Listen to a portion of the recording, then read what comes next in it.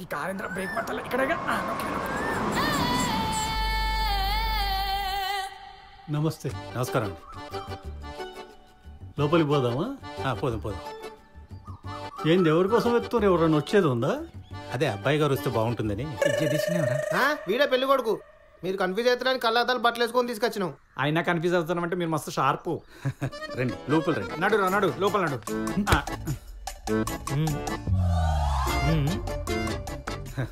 అమ్మాయి స్కూల్ నుంచి బయలుదేరి వచ్చేస్తా. స్కూలా? స్కూల్ ఏంది? అమ్మాయి స్కూల్లో టీచర్గా పనిచేస్తాను. ఓహో, జర రెడీ చేసి తీసుకురండి అమ్మాయిని. అంటే నెక్స్ట్ డేలాగా అదే కదా అని ఫ్లోలో చెప్పిన. మీతో కొంచెం మాట్లాడాలి. నిన్నేరా పిలిచేది? ఆ కళ్ళ జోడాడ పెట్టుకో. అది పెట్టుకుంటే ఎవడు పెళ్లి కొడుకని నమ్ముతలే. మా దోస్తు కంటే నమ్ముతున్నా, చెప్పుకోవట్లే మేము. తినేగా అసలే షుగర్ లేట్ అవుతుంది. అచ్చం ఆంటీ లెక్కనే ఉన్నావు. ఏంది? అచ్చం మీ మమ్మీ లెక్కనే ఉన్నావు. ఆమె మా అమ్మ కాదు, పక్కింటి ఆమె. ఏం పేరు? రాజు. ఏం చేస్తుంటావు? ఏం చేయ. ఏం చదివినావు? Diploma discontinue. మీ అమ్మ చిన్నప్పుడే పోయిందంటగా.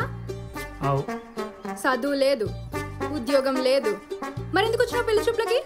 కదేది ఎట్లను? బామ్మ తాతయ్య లేరు, వృద్ధాప్య పెన్షన్ రాదు, అమ్మ అక్క చెల్లెలు లేరు, డ్వాక్రా పథకం రాదు, నీకా చదువు లేదు, నిరుద్యోగ భృతి కూడా రాదు, కాళ్ళు చేతులు కూడా బానే ఉన్నాయి, వికలాంగుల పెన్షన్ కూడా రాదు, ప్రభుత్వ పథకాల్లో ఏ ఒక్కదానికి పనికిరానుడివి ఇంకా పెళ్లికేం పనికొస్తావు? రేపు పెళ్ళైతే బంగారు పథకం పనిచేస్తారు మంచిగా. కళా వెంకట్రావు మా తాతనే 1935 ఈ ఇల్లు కట్టించుండు. మస్తు కట్టించిండు. గప్పటి సంధికి ఇప్పటి వరకు ఇదే ఈ ఇంట్లో మొట్టమొదటి పెళ్లి చూపులు. ఎందుకంటే మా వంశంలో పుట్టిన ఏకైక ఆడపిల్ల మా బిడ్డనే. గందిగా ఈ అడవాడెంత వనిల రాది కాదు బటర్స్కాచ్. బాబు కేక్ కట్ చేయి. కేక్ తర్వాత కట్ చేస్తాడు, ముందు అమ్మాయిని బులూరి. అంటే అమ్మాయి ఊళ్ళో లేదండి. పిల్లగాని ఫోటో చూడగానే నచ్చలేదని చెప్పింది. మా వంశంలో ఫస్ట్ పెళ్లి చూపులు కదా, ఆగిపోవటం ఎందుకని మిమ్మల్ని రావద్దని చెప్పలే.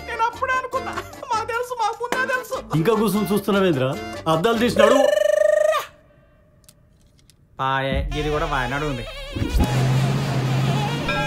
దేవుడా, హన్మకొండ, రేగొండ, వడ్లకొండ, ములుగు, నర్సంపేట, వర్ధన్నపేట, చిట్యాల, నీ అవ మొత్తం తిరిగిన. ఈ ఊళ్ళలో నీ గుడి ఉన్నదో లేదో తెలియదు కానీ నా పెళ్లి కోసం నేను తొక్కని గడపలేదు. అరే నాకు ఎవరు నచ్చలేరు. ఆయన నేను కబరం అవుతాను కదా, నన్ను మాత్రం ఒక్కది కూడా నచ్చలేదు. ఇక సార్ నా వల్ల అయితే లేదు. నేను చెప్పేది నీకు వినబడుతుందో లేదో నాకు తెలియదు, నా భాష నీకు అర్థమవుతుందో లేదో నాకు తెలియదు. అందుకే నా రందేంది, నా కోరికలేంది, నాకేం కావాలి అన్ని లెటర్ రాసి పెట్టిన. ఇగో నా దోస్తులందరికీ పెళ్ళిళ్ళై గింత పొరగాలున్నారు. నీకు ఏకాంత సేవ ఉంటుంది కదా, ఇప్పుడు ఏకాంతంగా చదివి నా కోసం సెట్ చేయవా ప్లీజ్?